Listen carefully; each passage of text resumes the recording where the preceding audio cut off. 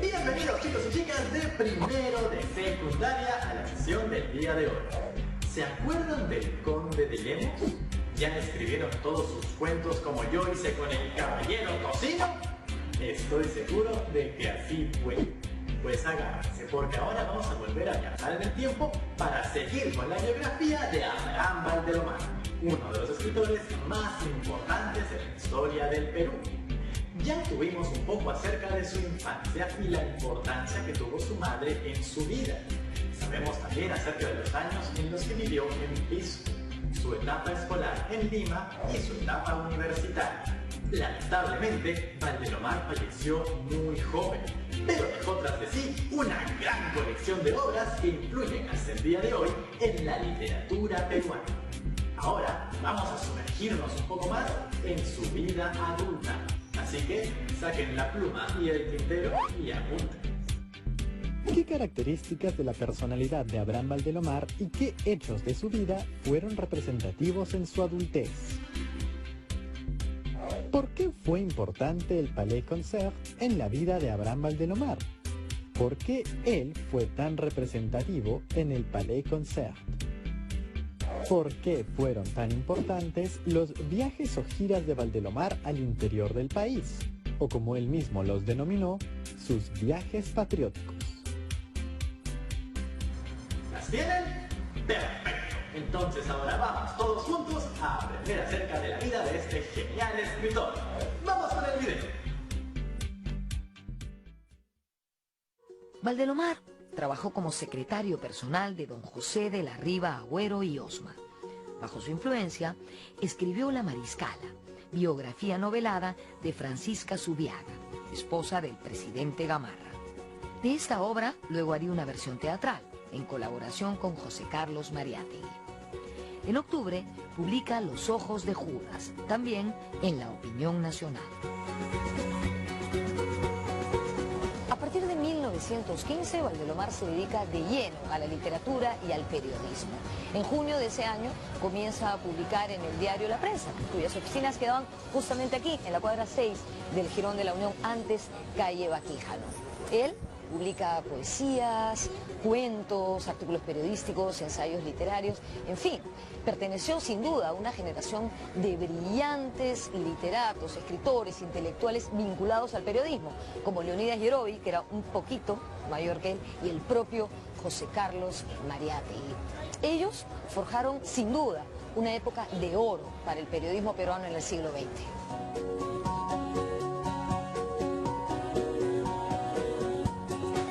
Y él es el primero que logra crear una sección cultural que ahora nos parece tan obvio y tan normal, pero donde haya creación. No solamente eran columnas en las que se dice que se exhibió, que se dijo en el teatro o que el libro está en venta, sino hay comentarios extensos, hay capítulos de novelas, cuentos completos y intercambio de opiniones sobre creación y fragmentos de libros.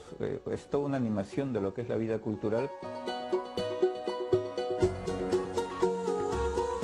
Al doctor Valega le mandó una carta a Valdelomar en que le dice: yo he sacado a los escritores peruanos de la cocina y los he puesto en el salón porque la gente no los respetaba y ahora la gente ha aprendido a respetar a los escritores.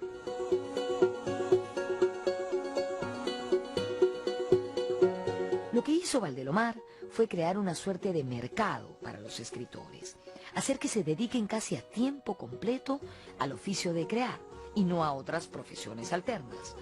Del mismo modo, viaja a provincias y promueve a los grupos de intelectuales de las regiones. Valdelomar era un gran conferencista. Él inaugura una tradición del intelectual que da charlas, da conferencias a lo largo de todo el país, donde la gente acude a verlo, a escucharlo y paga su entrada para hacerlo. Esto era algo novedoso, nunca antes de él había ocurrido. Abraham Valdelomar dictaba conferencias en todo el país. Justamente en una de ellas murió trágicamente. Pero de eso les voy a hablar más adelante. Una de sus charlas más famosas tuvo lugar aquí, en el Palacio de la Exposición, actual Museo de Arte de Lima. Valdelomar era un espectáculo cuando se presentaba, no solamente por el contenido de lo que decía, sino por su forma de expresarlo. Era un maestro del oratorio, una especie de estrella de las letras. Decía Luis Alberto Sánchez que cuando se presentó aquí, entró al lugar luego de los aplausos sereno y radiante, y con la cara muy empolvada, probablemente para parecer más blanco. La introducción a esa conferencia decía así: yo habría querido, mis jóvenes amigos, que esta plática amable se realizara a la orilla del mar, bajo el cielo hondo y azul, en un crepúsculo ebrio de color y de nobles pensamientos. Allí, mientras las ondas tejieran sobre la arena movediza sus finos encajes complicados, mis palabras tocarían vuestros juveniles corazones y vuestros cerebros, aptos para la idea nueva, clara, concisa y fuerte.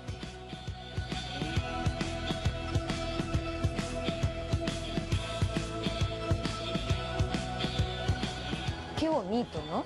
A mí, no sé a ustedes, pero a mí me hubiera encantado escuchar en vivo y en directo a Abraham Valdelomar.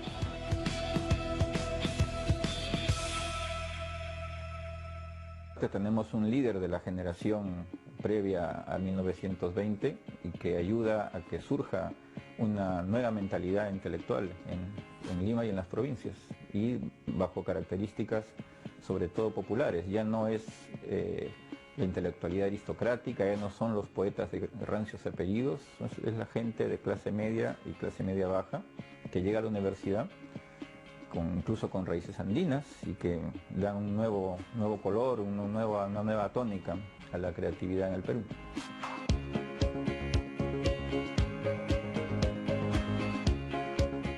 Cuando llega a Cajamarca lo recibe el alcalde, lo reciben los notables, cuando va a Huancayo lo mismo, cuando va a Puno. Es decir, no era solamente un escritor insular que se quedó en Lima, sino fue un escritor que buscó de alguna manera religar los distintos territorios del Perú, los distintos espacios culturales del Perú, ¿no?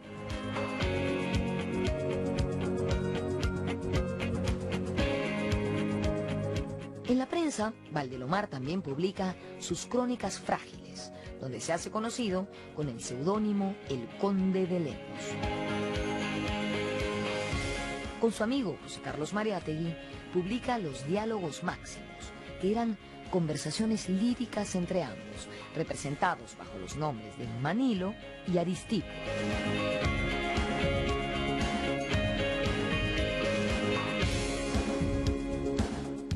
Mariátegui era el Aristipo, que era el discípulo, y Manlio era el filósofo, el maestro aristotélico, que era Valdelomar, y eran unos duelos de sarcasmo, ¿no? Valdelomar perteneció a esa generación brillante de escritores que surgió más o menos a mediados del siglo XX, todos ellos nacidos en las postrimerías del XIX. César Vallejo, por ejemplo, nació en 1892, José Carlos Mariátegui en 1894. Valdelomar sí era un poquito mayor, porque había nacido en 1888. Me encuentro en este momento en la casa de Mariátegui, en el Jirón Washington, en el centro de Lima. En esta casa nunca se encontró con Valdelomar, porque la compró después de que éste hubiera muerto. Ellos tuvieron una relación de profundo respeto y admiración. Sobre Valdelomar, Mariátegui dijo algo así como que buscaba sus temas en lo cotidiano y en lo humilde, y que el joven iqueño descubrió inexperto, pero clarividente, la cantera de nuestro pasado autóctono. Un genio como Mariátegui, hablando de otro genio, como Valdelomar.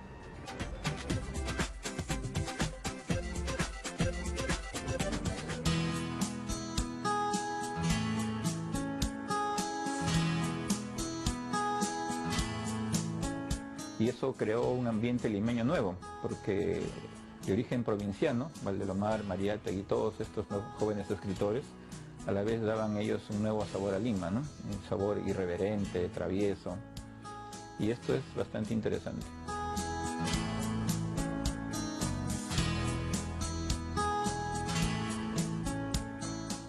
Ya a estas alturas, Abraham Valdelomar era lo que se conocía como un dandy. Llamaba la atención de la gente con su indumentaria y sus formas atildadas.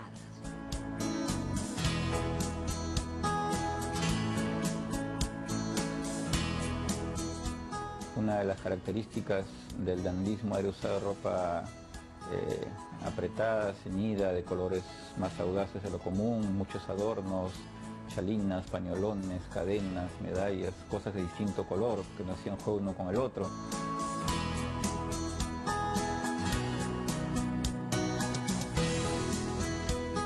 Además, usaba muchas sortijas, cadenas, dijes.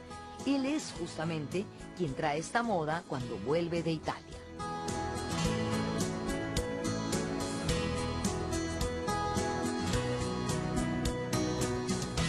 Había la moda de usar polvos de arroz, porque para que el sudor no dañe la buena imagen ni el buen aspecto de la ropa, había unos polvos de arroz que se echaban encima, sin la camisa, sobre el pecho, los hombros, etc. Y luego con un abanico se sacaba lo que sobraba y había un aspecto más blanco del señor que iba por la calle, pero además más prevenido contra el sol, el polvo, el sudor, etc., ¿no? Y esta costumbre, que era de gente muy especial en Europa, la trae Valdelomar.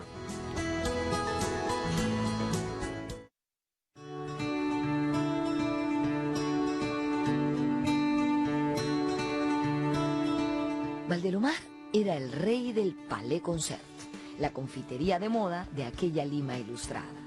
Sus públicas improvisaciones poéticas y sus galanterías eran celebradas por toda la juventud intelectual de la época, que se congregaba asiduamente en ese lugar.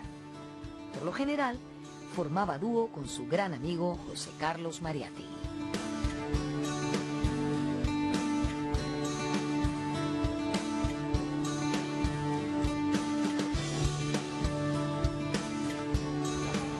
En la Lima de Valdelomar brillaba el Jirón de la Unión como el centro de la ciudad, y especialmente este lugar, el Palais Concert, que era el núcleo de la movida, el point de ese entonces. Era una especie de confitería o salón de té que reunía lo más selecto de la bohemia de esos años. ¿Y quién era la figura principal de todos estos jóvenes ilustrados, llenos de inteligencia y audacia literaria? Nada menos que el conde de Lepus, Abraham Valdelomar.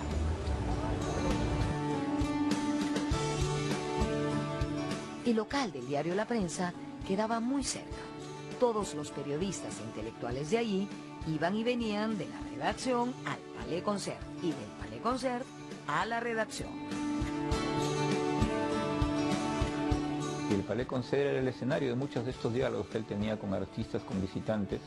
Y una cosa muy importante que hacía él con Abril de Vivero, con Alfredo González Prada, con Aya de la Torre, con César Vallejo. Entonces el Palais Concert se convirtió en un sitio en que la gente estaba en la puerta esperando que llegue Valdelomar a ver qué pasaba.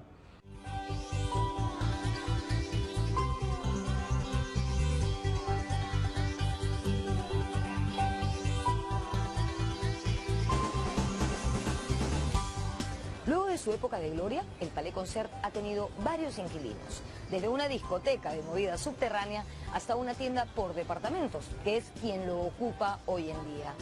Ojalá que siempre se cuide su arquitectura, porque nos recuerda esa aura mítica que envolvía la Lima de principios del siglo pasado.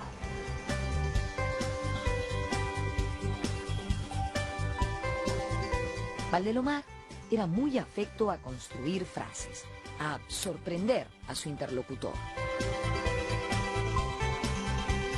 Y una de las cosas que hacía él, aparte de estas escenas en el Palais Concert, es él mismo tildarse de genio, de gente sobrenatural, de persona muy especial. Y decía, por ejemplo, mire estas manos son creadoras, estas manos son especiales, estas manos son mías, ¿no?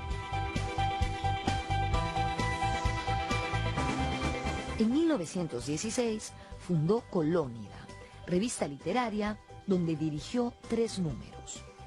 Valdelomar encabezó el movimiento intelectual del mismo nombre, Movimiento Colónida, que cohesionó a toda una generación de artistas y escritores en torno a la ruptura con el academicismo hispano y la libre renovación de temas y estilos. Colónida convocó a las juventudes provincianas a compartir su empeño. Colónida es un nuevo formato en las revistas literarias, ¿no?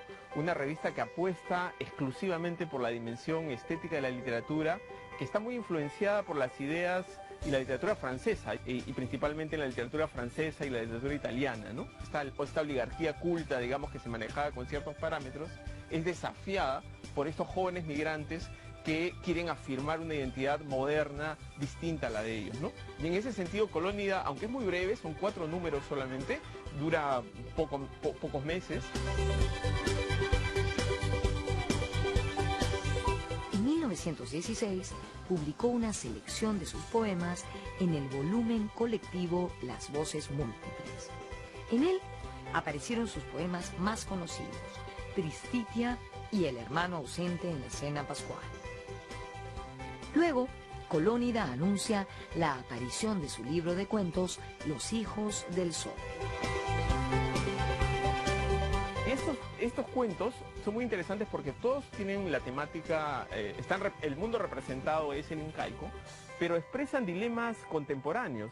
Y entonces es como que lo incaico fuera solamente un escenario para narrar dilemas y conflictos que lo atormentaban a él allí, en la Lima de inicios del siglo XX, ¿no?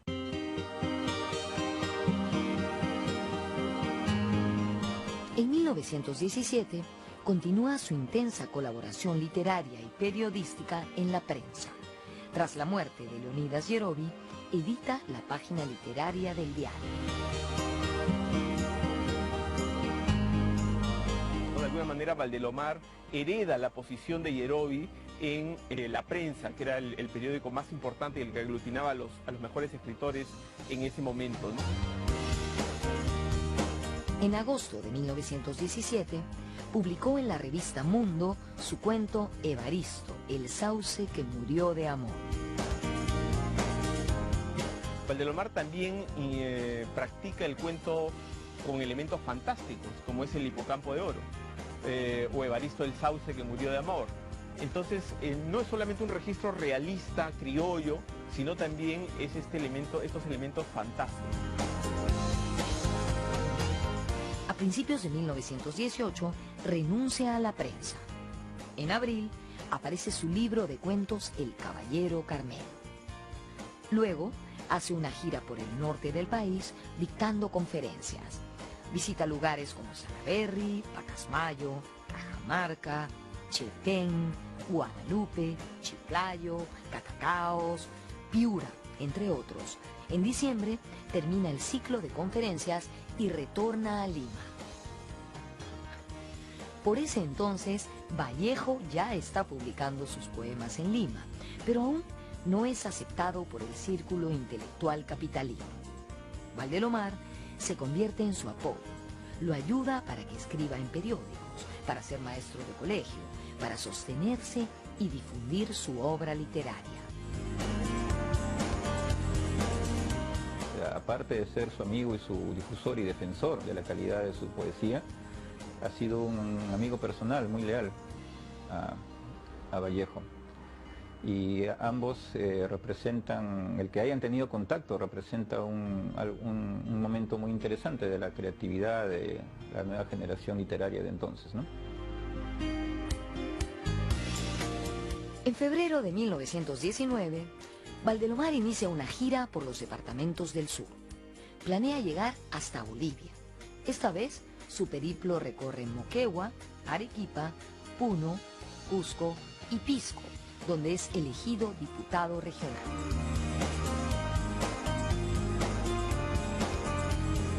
El año 19, cuando llega al gobierno Leguía, él da un golpe de Estado. Estando ya elegido para ser investido por el Congreso, él decide cerrar el Congreso, convocar un nuevo Congreso y hacer una nueva Constitución. Y esta Constitución estableció, aparte del Congreso Nacional, 3 congresos regionales, del norte, el centro y el sur. Y hubo elecciones para esto. Y Valdelomar fue un entusiasta de este Congreso. No le convencía mucho Leguía, pero sí le parecía interesante la apertura, la promesa de reformas y el espíritu liberal del nuevo presidente.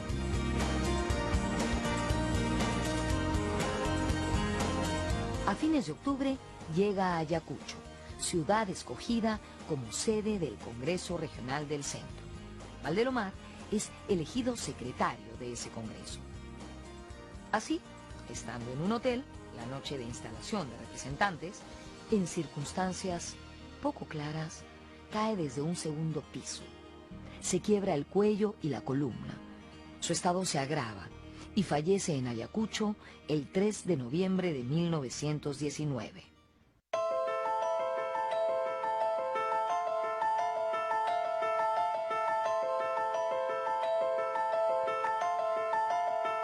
Muerte y además esa cosa tan horrible, porque yo estaba en Ayacucho, en el sitio donde se cayó. ¿Un hotel era? Sí, era no sé si era un hotel o una casa de reuniones, un club.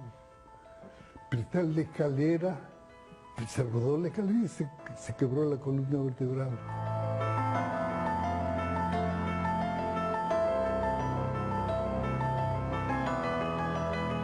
Dos días después, es enterrado provisionalmente en el cementerio de esa ciudad. Después, trasladarían sus restos a Huancayo a lomo de mula y de Huancayo hasta Lima en tren.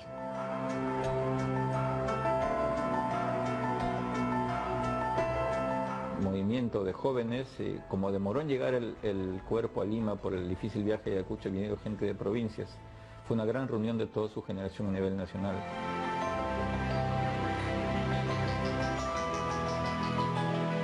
El 16 de diciembre, Valdelomar es enterrado en un nicho en el Cementerio General de Lima. Posteriormente, sus restos son trasladados y sepultados junto a su madre, como fueron sus propios deseos.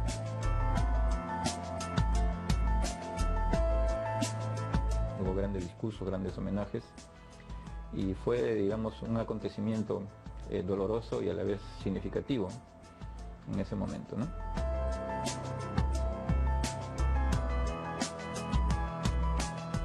Sí, que era un muchacho realmente muy dotado, ¿no? Y para mi abuela, que tenía 8 hijos, este hijo tan especial, pues sí, que se le muere de 31 años. Fue una cosa terrible. Ahora, yo heredé, en mi casa se quedaron todos los libros de Valdelomar. Tenía una biblioteca enorme, ¿no? Era un gran lector. De Guay, de D'Annunzio. Me hubiera gustado conocerla, la verdad.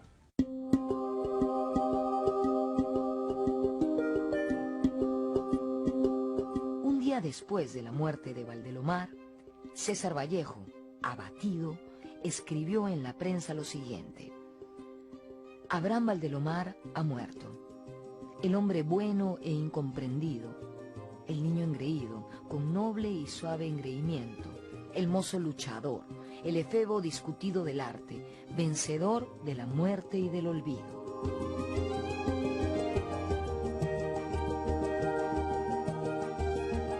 Yo me acuerdo que mi madre me ha contado que los originales de los Heraldos Negros estaban en la casa, que Valdelomar debía haber escrito el prólogo y nunca lo hizo, con la muerte.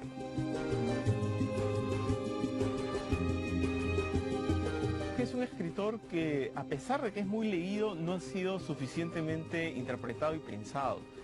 Es un escritor del cual estamos acostumbrados a leer unos cuantos textos, unos cuantos poemas, unos cuantos cuentos, pero perdemos de vista la totalidad de su obra. Y la suya es una obra desafiante, es una obra que requiere mantener los lectores que tiene, pero requiere sobre todo nuevas interpretaciones, ¿no?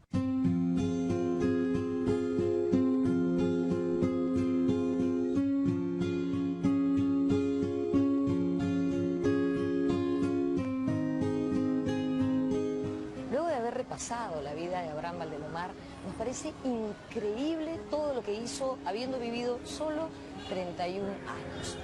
Él es uno de esos personajes que se vuelven leyenda porque viven poco, hacen mucho y nos dejan para siempre preguntándonos qué más hubiera hecho si no hubiera muerto precozmente.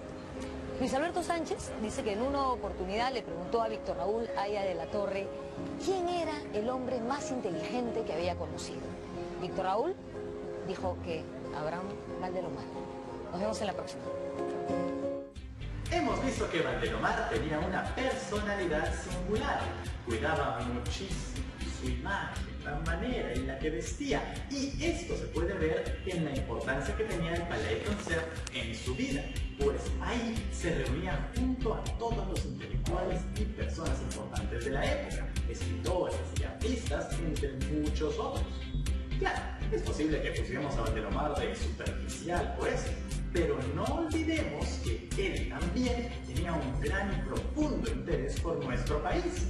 Y esto se manifestó en sus viajes patrióticos, donde acercaba la literatura a las personas, particularmente a los más vulnerables, y de esa manera demostró un liderazgo cultural importantísimo. ¿No les parece? Y por ahí es que va el reto del día de hoy. Quiero que respondan a la siguiente pregunta. ¿Qué significa que Abraham Valdelomar haya tenido el objetivo de democratizar la literatura en el país a través de sus viajes patrióticos? Respondan a esta pregunta utilizando la información que han visto en el video. Y finalmente, quiero que se pongan en los zapatos de Abraham Valdelomar e imaginen que ustedes van a realizar uno de estos viajes patrióticos. Así es, mis Valdelomarcitos. Quiero que realicen, además de la respuesta a esta pregunta, un itinerario de viaje, donde nos deben contar lo siguiente. ¿A qué lugar irían? ¿Qué actividades desarrollarían? ¿Con quién las llevarían a cabo? ¿Qué es lo que ustedes leerían? Y finalmente, ¿cómo sería su regreso? Y ya lo saben, guarden todos sus trabajos en su portafolio. Quién sabe, más adelante valen muchísimo. E incluso podrían poner nuestros rostros en el billete del futuro de 500 soles. Eso fue todo por hoy. Nos vemos en la próxima sesión. ¡Chao, chao!